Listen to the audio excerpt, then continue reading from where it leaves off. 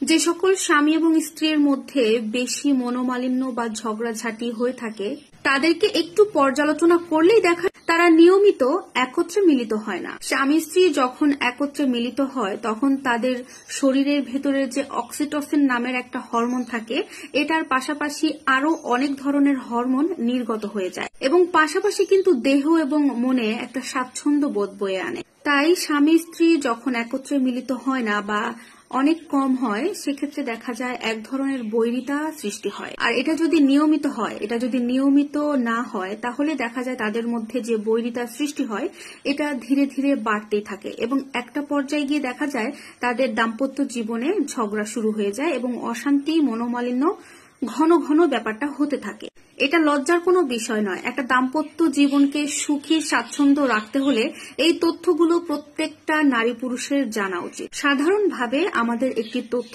মাথায় রাখতে হবে, স্বামী আর স্ত্রীর সম্পর্ক অনেক মধুর একটা সম্পর্ক।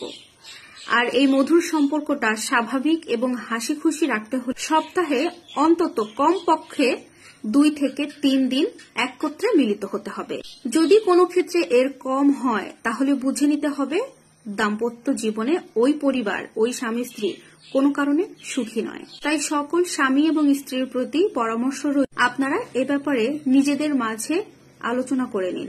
একটা কথা মনে রাখবেন, স্বামী স্ত্রীর সম্পর্ক যত গভীর হয় তাদের দাম্পত্য জীবনে সুখী হওয়ার সম্ভাবনাও অনেক বেশি থাকে। এছাড়াও আরো একটা ব্যাপার মাথায় রাখতে হবে, বর্তমান সমাজে যেভাবে পরকীয়ার হার বেড়ে চলেছে এই ব্যাপারে প্রত্যেকটা স্বামী স্ত্রীর আরো সতর্ক হতে হবে, সচেতন হওয়াটা দরকার। একটু খেয়াল করলেই কিন্তু সবাই দেখতে পারবেন বা বুঝতে পারবেন প্রতিদিন শত শত সংসার ভেঙে যাচ্ছে শুধুমাত্র এই একটা কারণে, শুধুমাত্র স্বামী স্ত্রীর বোঝাপড়া না হওয়ার কারণে।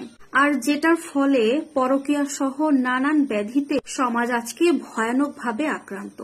তাই আপনার নিজের পার্টনারের সাথে যদি ঝগড়া হয়ে থাকে বা মনোমালিন্য হয়ে থাকে তাহলে যত দ্রুত সম্ভব সেটাকে সমাধান করার চেষ্টা করুন।